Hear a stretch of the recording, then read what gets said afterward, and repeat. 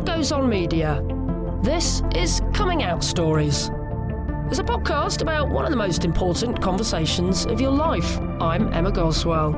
Time now to hear from JJ, or Jessie, depending on when you catch them, because they identify as gender fluid. I would say I identify as a non-binary gender fluid person. Non-binary. So you don't feel entirely male or entirely female any of the time? No, correct, yeah. I just am me, a person who just flirts between the binaries as I please. But you flirt quite, I was going to say dramatically in either way, don't you? So you either present as very male or you present as very female, don't you? That's your choice. Yeah, I do, and it's an open field because there's a lot of people who are non-binary who will really rock a beard and wear a full face of makeup and a dress. But that's just not. I think everybody has their own style, and that's not really me. So what is you? How do you prefer to dress? Does it depend on the day? It kind of does. I mean, it's weird because biologically I was born male, so I've obviously gone through male puberty, and I'm now essentially a grown male adult. But maybe a different life. I may have, if I would have been aware of the stuff I am now, I may have transitioned as a young child, and then now I'd be more feminine. But I still reckon I would be a non-binary person. So you're not exactly old, though, are you? It's not like you're saying it's too late to transition. I certainly know people who are in their 50s or 60s that might say it's too late. But you're what, in your 20s? 27. Yeah. 27. It's never too late, never. But I think for transition for people, it's unique to them and their circumstances and situation. I believe everyone has a choice and everyone has a path, and I'm happy with the life I have. Although maybe if I knew now what I knew then, I might have gone down a different route. I don't want to go down that route now because I'm happy the way things are. About pronouns, which do you prefer? Like today, you're male identifying. Would you be offended if I called you he or him? No, not at all. I think it's personal to the person. Everybody's so different. I have friends out there who are specifically they and them. They do not want to identify either female or male. They're strictly non-binary, and they're like they. So they are a great person, or they are coming round for tea instead of he's coming round for tea or her. And it's quite interesting because a lot of languages don't even have gender in them. I think Turkish is one. There's no he or she. There's no pronouns for the gender. But for me, no, I think a lot of my life has been male dominated. So for me to switch it up, it's going to be a big adjustment for people. I could go there, but right now I'm just happy to kind of go with he, she, they, them, anything. Oh, anything, right, Anything. okay. So if you're male presenting like now, I could call you he or him, but obviously if you're presenting as Jessie, I'd refer to you as she and her. Correct, yeah, that works with me. It's totally fine. I've been called a lot worse from other people. So how old do you think you were when you first thought, oh, I'm not like the other boys at school, there's something going on here? A child. I knew from being small that I was different. My dad caught me dressing in my mum's clothes as a small child. Oh yeah, how old? Probably say 3 or 4, as early as that. I kind of set me down a different path because the first reaction was to kind of make a joke and embarrass me in front of everyone. It's like, oh, I found him doing this, and then as a child you think, oh, it's wrong. I'm not allowed to do this. I shouldn't do that. So. But can you remember that far back? Can you remember yeah, definitely. what it felt like when you dressed in your mum's clothes? I can't believe I'm talking about it. Yeah. But yeah, it was just something that I knew I had to try and experience. I was just drawn to it, like I'm also drawn to playing football or watching the boxing or the UFC. It was just something that no matter how far I went, I always was drawn to the feminine side of things as well. And how else did you express it then? You say you dressed up in your mum's clothes. Was that all that you did as a child? Yeah, well, I did until I got caught, and then I think I did what a lot of trans or gay people or LGBTQI people do, and that's run from who they are. I spent a lifetime being as the complete opposite as I could from that situation until quite recently, really. The past couple of years, I really decided, like, no, I'm a grown person, I'm an adult, I can face who I am. So really, it sounds like you went from the ages of sort of 4 to about 25, sort of suppressing that side of you. Yeah, 100%. I think, especially because it's for coming out stories, for me, I had to come out to myself before I could come out to anyone else. It was still a battle that I'm not this person, I can't do that. I was consumed by guilt and shame and fear of what other people would think. And then it just got to the point where I was like, no, you know what, I'm doing nothing wrong, I'm not hurting anybody, I'm just being me and expressing myself, and it went from there, really. How did you manage to come out to yourself then? I know certainly for some people I've spoken to, they actually said it out loud on a beach or spoke to themselves in the mirror or... I actually don't know the exact moment.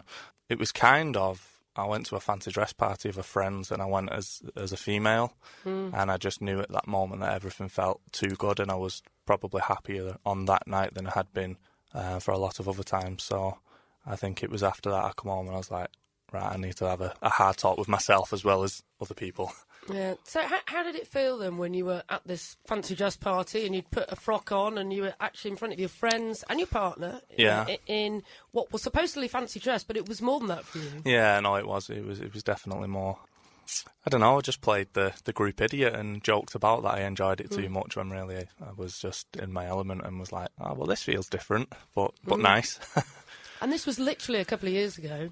Yeah, might be a bit more, maybe about 4 or 5 years ago, Okay. yeah. And then when was the first moment you went out and bought a dress for yourself and thought, I'm really going to pursue this, I can't ignore this any longer? Maybe 18 months ago, 2 years ago-ish. I think my first night out as Jessie was about 2 years ago on Canal Street. Oh, okay. In the gay village in Manchester? It was, certainly was. And it was great, felt amazing. I was meeting friends. We had a makeup artist meeting us, and we was going for the full Shazam. But I was still, to my friends, I was like, when I'm ready, I might not be ready to leave the hotel. I might just end up staying in because I was that scared. So you did it with friends, so you felt comfortable enough to tell people then? Yeah, well, I say friends who was going through similar stuff to what I was, because I joined social media, and that gave me a whole new world of connection and other people. That was kind of when I also come to terms with myself, because that social media, people are themselves, even if nobody else knows about it. So I know plenty of people who are closeted on social media, but they're themselves on the social media. It's just the rest of the people who don't know who they are. That's really interesting. So you came out to strangers, essentially, to begin with? Yeah, pretty much, yeah. And in fact, Twitter's been really important for you, I think, hasn't it? And Instagram. Yeah, it just gave me a place to belong. From all them years of, being scared of telling friends or family, or feeling that I'm, alone with my own mind, I joined Twitter originally just to venture and see if there was other people like me, and then it just opened up a whole new can of worms, and I kind of got some followers and people. Well, let me just tell you, Jessie says you've got. So do you prefer being called Jessie or JJ? Either. I get called everything. Jessie, JJ, Jester, the lot. Yeah. I get all sorts. So. But you don't mind? No, I don't mind. If you're identifying as a man. Today you're male presenting. Yeah, I would say JJ today. JJ, but then if I were to meet you in the evening and you were all frocked and had your hair flowing and all your amazing makeup, Jessie. Probably, yeah. Yeah. Probably Jessie. Anyway, what I was going to say was, yes, JJ, you say you've got some followers on Twitter. It's about 80,000, isn't it? Not quite that much. Not far. About 70, I think. It's a lot. How did you get that many followers then? Are that many people on Twitter interested in your story, I think, aren't they? I mean, the thing that I found was it gave me a place to belong, and then as I become more confident, I kind of grown with the journey. And I have people message me now, like, I followed you when you had 1 follower or 100 followers, and now to see the journey through Twitter has been quite incredible for them. But also through that platform, I've had so many people message me and say, I'm married to a beautiful woman, I've got kids, I love them, but there's this side of me and I can't tell them, I don't know how to. I know you've managed to do it, can you help me do that? So it's been quite interesting seeing how many people want the support. Yeah, well, that is your story, so tell us what that was like. Tell us what your home situation is. Yeah, so I'm happily married to a beautiful woman. I have 2 beautiful children, and I have a really supportive, liberal family. My mum's great, my brothers are great, everyone's been great, really. But I think I was trapped in the prison of my own mind, of fear of coming out to them. So I first came out to my wife, and that was after the fancy dress party. I was like, right, this is serious. I need to have this chat now. And at the time, I was fully prepared to lose my wife, in terms of I didn't know how she would take it. It's a big thing to say to somebody that I think I might like this, or I might be gender fluid, or I'm not sure what it is. I didn't know what her reaction was, but I knew to go forward we had to be honest. And how did you phrase it? Did you say I'm non-binary, I'm gender fluid? No, I mean, I'd never even heard of those terms by then. I just explained the situation. I was just like, look, we did this fancy dress party, and for me it felt amazing, and I explained that all my life it felt a little bit different, and my heart was racing out my chest, and I was like, I didn't know how she'd take it. And she was amazing, to be fair. She was like, well, you're still you, I still love you for the person you are, so we'll go on the journey together, and that's where it all started, really. You're pretty lucky then, because as you say, you were really scared that you'd lose her, and she's really supported you. Yeah, she's been amazing. Yeah, stole her wardrobe. Now she steals mine. But yeah, no, she's just been an incredible rock, even through telling people and coming out to other people. She's always been there. She's offered to, speak to people on my behalf if that's been something I've wanted to do. But really, she's been great, because it's a big thing, and Jessie is not really the person she met, but we've moved with it. She met JJ, who is, you're JJ today. You've got quite a lot of stubble. You've got your motorbike gear on. You came in with your motorbike helmet. And you're quite blokey. You've got quite a blokey job, haven't you? What does it do? That's it. I'm a gas engineer. You're a gas engineer. It's not like sort of gay book of jobs, is it? No. Or a very traditionally feminine role, is it? No, and I think it took a lot of people by surprise, because I'm not like people assume you to be, eccentric or camp or flamboyant, but I tend to find it's not the case, really. People are just them. Is it a case then, because you say, you refer to Jessie almost as like another person, don't you? Is it almost like you've got a separate identity?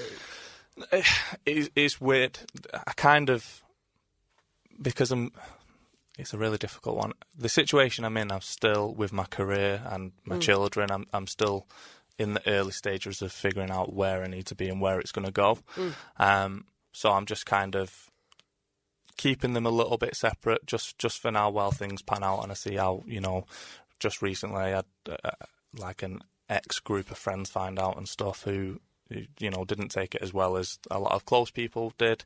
And it's just until everything settles down and the dust settles and I can kind of figure out where I need to go. I've kind of put them in separate boxes. But for me, that's me. It doesn't matter. Although I'm JJ now, I'm just as much Jessie. So it's, I think it's deeper. That must have hurt you then, those people just not accepting it, or just do they not understand it? It's all right. Bless you. No, I mean, I've got so much love and support around me, and these people who try to mock me or whatever, it just backfired on them. So I'm not really. I'm not too fussed about that. And what about your kids? Because they're quite young, aren't they? They're sort of aware of it, or not really? So my youngest is 2, so she's an angel. No, she doesn't understand yet, so I'm not going to put that on her. I've had the chat with my eldest now, which when I first met you I hadn't. Oh, so how old's your eldest? She's 8. Okay. And I before I kind of properly came out to everyone, I did a photo shoot with my friend Patrick, and he did some amazing photos, and that was when I was like, I'm going to show people these. And I shown like my mother-in-law and a few other people before they knew the full extent. And I just kind of told them a white lie. I said I was helping a friend out, and he's got an upcoming business, and I offered to do it. So we showed my little girl a picture, and she was quite like, "Wow, that's amazing!" Like, kids are innocent; they only know what they're taught. So she got it great, and then I had the chat maybe a month and a half ago, and she was amazing. She was just like, "I don't care, like as long as you're happy, Daddy. That doesn't matter to me. Like, it's fine." So kids are amazing, aren't they? They're just sponges. They soak in everything, and that's why it's important for LGBTQI education at an early age, because they're not taught what's right and wrong, or they don't grow up knowing that they're taught what's right and wrong. And if we show them that it's okay to be yourself and express yourself, then I think it'll go a long way. Absolutely. Well, I always say homophobia and transphobia is definitely taught. Children are not born with those views. No, exactly. No child is born racist or discriminative or homophobic. They're not. They're just innocent. So how did it go with your parents then? Was that a big issue, telling them that you were gender fluid? No, not really. See, my dad's quite difficult because he doesn't open up at the best of times, not even to my mum. He's quite... he just keeps everything to himself. He's great, and I know he has no problems with it or whatnot, but I'm still yet to have that conversation with my dad. Whereas, like, I've spoken to my brothers about it, I've spoken to my mum, I've spoken to everybody about it, but my dad, really. But it's not that we avoid it. I think my dad needs to be at a place where he's okay to talk about it. And your mum's quite cool about it, isn't she? My mum's awesome, yeah. She's really open. I did see a fantastic quote on Twitter recently, actually. Yes. Can you tell us that? She did. So when I did come out to my mum, she was just, like, incredible, and I then introduced her to Jessie, and we go out for coffees and do all sorts, and she's really supportive. And then we come to the subject of telling everybody else, because it's quite hard to suppress. Like I said, quite a lot of followers on social media. I don't hide it. I just don't particularly push it down everyone's throat as well. So we had the chat about telling the rest of the family, and my mum was like, yeah, I think you should go for it because it's easier, rather than someone slip up or someone stumble across it and they have to find out through other means. There was no pressure, but there was certain encouragement to tell them. And she just said that those that matter won't care and those that care won't matter. And I just thought, yeah, she's right, really. It was good advice because none of them cared. Yeah, she's a wise woman. I wouldn't say wise. She's regarding that, though. Yeah, she is. She's great. So, just going back to this first day that you went out in public as Jessie, how did that pan out? What was that like? Walking, in broad daylight, in your dress. It wasn't a fancy dress party. No, it was great. I felt like myself. I felt liberated and free for the first time to just be me. And that gave me the confidence then that I knew I could just be me and not worry about what people think. It was in the safe zone, so it was in Canal Street where people accept everything. But I kind of feel like everybody gets up and caught up about what other people think about you. But then when you're kind of out there, everyone's wrapped up in their own life. No one cares what you're doing. Like, I've been out so many times now in the day as Jessie, and no one's batted an eyelid. And it's just because people are busy with their own life. They don't really care what you're doing with yours. And I guess it was difficult. Was it just an adjustment to go shopping and go to those ladies' shops? And yeah, it's just getting yourself mentally prepared, really. But it's still something that I'm learning and growing with. But I'm getting more confident every day. So that's good. I feel like you've been on a real journey, and you're still on it, really. Well, absolutely. I mean, I was on the radio myself as Jessie not long ago, and that was new. So it's it's good. I'm growing, and I think there's a lot more to come, a lot more help to give. I feel like maybe in the past, someone that sort of identified as you in terms of you're obviously straight, you've got your wife, you've got your kids, you've got your day job as a gas engineer, and then you dress up as a female other times, may have been called a transvestite. Yeah, definitely. And I get that as well. I just think it's really difficult because there's different paths that people take, and it doesn't mean it's right or wrong. I know people who are a transgender female as such, but they just can't transition, or they won't, just because of either fear or life circumstances or persecution or exclusion from the family. And it doesn't make them, I suppose, any more or less trans than someone who's born into a billionaire family, got everyone accepting them, they can pay for surgery and transition, and there's going to be no concerns in the world. And I just think everybody's path to where they're going to be is completely different. So I have friends, for example, from Scotland and Ireland, and they identify as a cross-dresser. They're like, nope, it's nothing to do with my gender identity. I don't feel like a woman on the inside. I just enjoy dressing up. Okay. And that's that. And that I kind of would see more as a transvestite. Whereas for me, I've toyed with the idea of transition. I've toyed with the idea of hormones and blurring the two. I've gone down every avenue in my mind, but I know it's more. I wouldn't describe myself as cisgender, if that makes sense. So I kind of feel that's the difference. If you had to tick one of those boxes then, when you're filling out a government form or whatever it is, what would you tick? I would tick other, or MX, if that comes out soon. Hopefully it will. Oh yeah, get yourself an MX passport one day maybe. That's it, that's the plan. I think it's a greater scale than just male or female, that's for sure. It's a wide spectrum. We all fit somewhere. So will there be days still, you think, where you feel quite masculine? Will it still blur, do you think? Yeah, definitely. I think it'll always be there. And it took me a long time to realise that was okay. I didn't have to just fix it. A lot of people are like, no, I have to do this because that's me all of the time. Whereas for me, it's not. So when I actually stumbled across the term non-binary and gender fluid and I researched it, that's when it really resonated. And I was like, oh, well, that's okay. That's a bit different. I don't have to make a choice that's I'm either this or that. I can kind of just be me and experience it as it comes. And when you finish your day working, like fixing boilers and stuff, you come home, do you take off all your oily clothes and dress as a woman, or do you sort of... Whatever. It depends. It doesn't really matter. Clothes are clothes. It doesn't matter. I enjoy female clothes more because they're comfier, in my opinion. But yeah, it doesn't really matter. Doesn't matter. What's the future then, Jessie, do you think? JJ?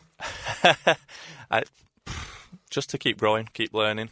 And I kind of feel now I've got a bit of a platform to do some good. I want to do some good. And I'm confident enough in my own self to now, be open and tell people who I am. And hopefully that'll inspire a few other people to come out and tell people who they are without being terrified. That's the plan.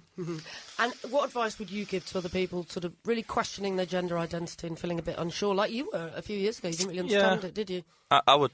My advice would just be, keep exploring, keep being you, don't be ashamed, don't hide from it, kind of come out to yourself, find out what you are, where you want to be, where you want to fit, and then once you've got everything that you need to know, then you can start sharing with other people, because the last thing you need to do is kind of give people mixed signals as well. It's quite difficult. I mean, I've had loads of friends message me like, do I need to do this? What's this? And I'm just like, you're going off on a tangent, just relax and we'll cross them bridges as they come. But as long as you're not sending mixed signals out to everyone, I think that's pretty cool. Fabulous. Well, thank you for being you. Thank you for being you. And good luck for the rest of your journey. Yeah, thank you. It's going to be good. I really appreciated JJ talking to me, because I do feel that they're kind of at the beginning of their journey, and it's only very recently that they've been identifying as gender fluid. Please do subscribe wherever you get your podcasts from. We'd also love to hear from you on Twitter. You can find us there at Come Out Stories.